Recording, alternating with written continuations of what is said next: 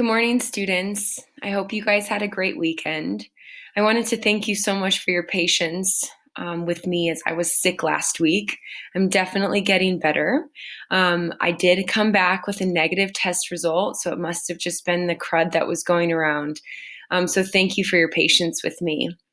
I have faith that we are going to be successful during this transition. I have faith that you guys are going to be successful during this. And so today, we're going to transition out of the vastness of the universe, where we've been looking at the size and the scale of the universe. And we're going to start looking at all of those parts that make up the whole of our universe. And today, we're going to focus in on stars. And more particularly, we're going to be looking at star constellations. Star constellations are those pictures and the images in the sky that we see.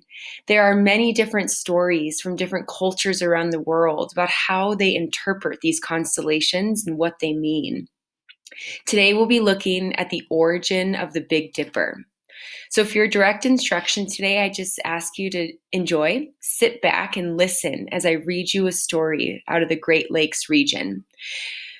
When we finish this story, you will have one independent practice assignment that I want you to complete as it relates to stars and star constellations.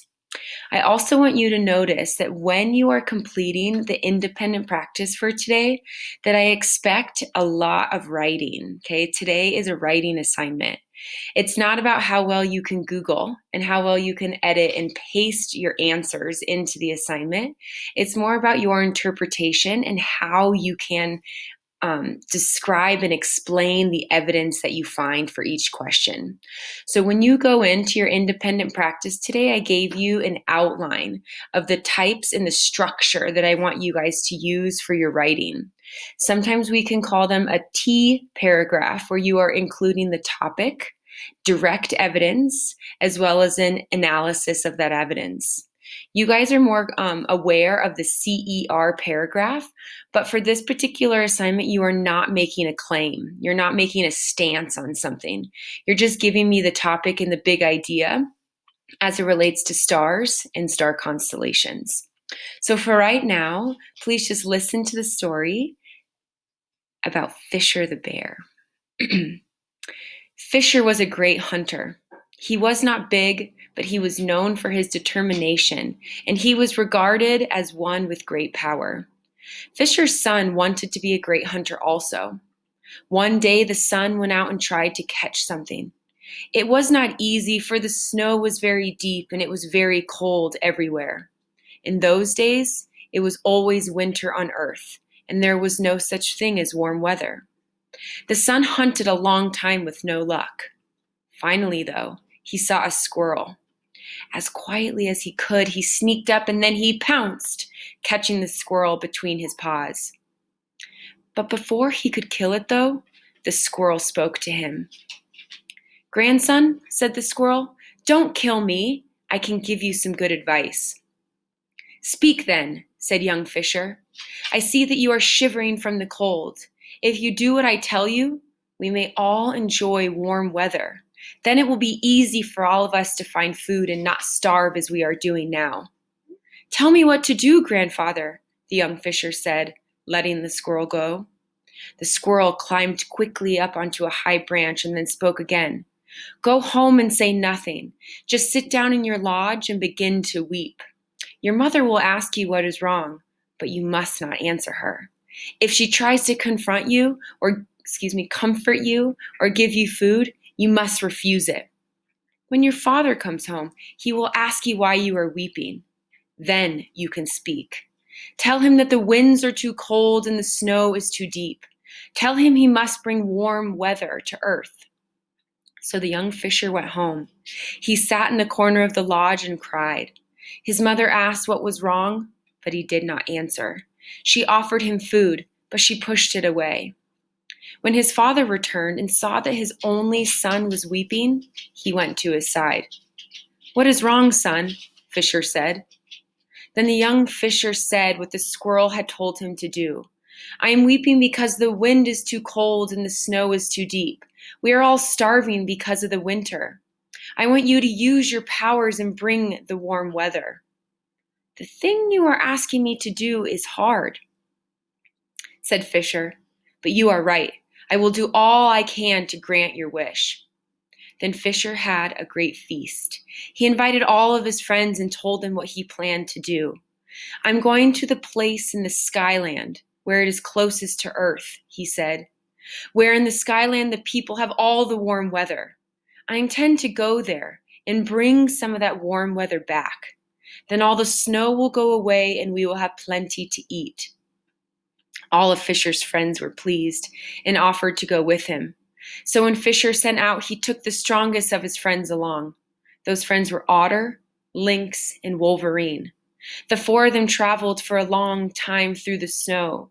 They went towards the mountain, higher and higher each day. Fisher had with him a pack filled with dried venison, and they slept at night buried under the snow. At last, after many, many days, they came to the highest mountain and climbed to its top. The sky was very close above them, but they had to find some way to break through into the land above. "We must jump," said Fisher. "But who will go first?" "I will try," said Otter. He leaped up and he struck the sky, but he did not break through. Instead, he fell back and slid on his belly all the way to the bottom of the mountain. And to this day, all otters slide like that in the snow. "Now it's my turn," said Lynx. He jumped too, striking hard against the sky and falling back unconscious. Fisher tried then, but even he did not have enough power. "Now it's your turn," said Fisher to Wolverine. "You are the strongest of us all." Wolverine leaped. He struck hard against the sky and fell back, but he did not give up. He leaped again and again until he had made a crack in the sky. Once more he leaped and finally broke through.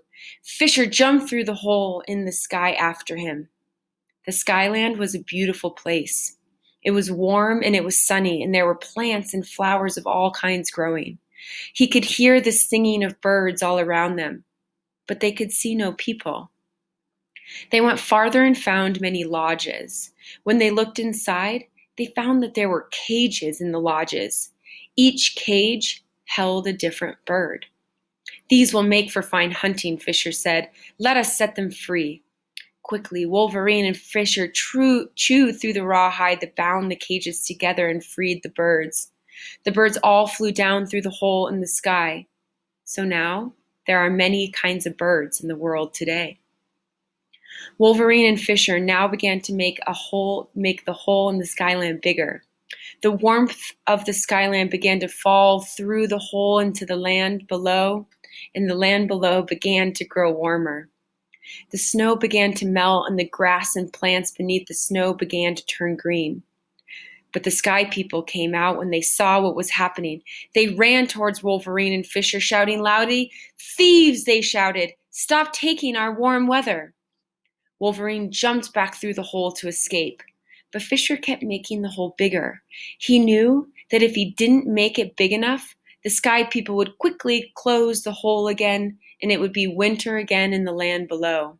He chewed the hole larger and larger. Finally, when the Sky People were very close, he stopped. The hole was big enough for warm weather for half of the year to escape through, but it was not big enough for the warm weather to last all the time. That is why the winter comes back every year. Fisher knew that the Sky People might try to close the hole in the sky.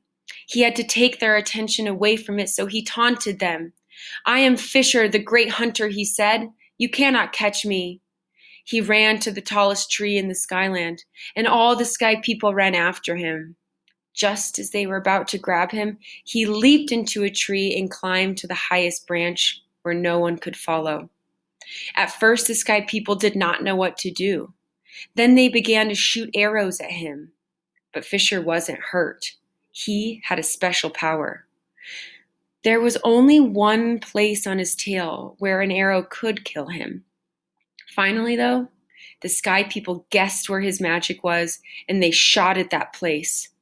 An arrow struck the fatal spot, and Fisher turned over on his back, and he began to fall. But Fisher never struck Earth. The spirits took pity on him and placed Fisher high in the sky among the stars. If you look into the sky, you can still see him. Even though some people call that pattern of the stars the Big Dipper, every year he crosses the sky. When the arrow strikes him, he rolls on his back in the winter sky. But when the winter is almost ended, he faithfully turns to his feet and starts out once more on his long journey to bring warm weather back to Earth. So when we think of these origin stories and we think of how certain things came to be, this is just a story, a Native American story about the Big Dipper constellation. So from here, I would like you to click on your independent practice where I have given you some questions that you can think about stars and how they're different from the planets. You can do a little mini research on what we call the 5 circumpolar constellations. These are the constellations that are closest to the Big Dipper. Please take time to thoughtfully write out a minimum of 3 sentences, each question, okay, as it relates to stars and star constellations. I've given you an extra credit opportunity if you want to dig deeper into constellations, and it is an art project. So if you choose to do the constellation art project, you'll complete the work at home.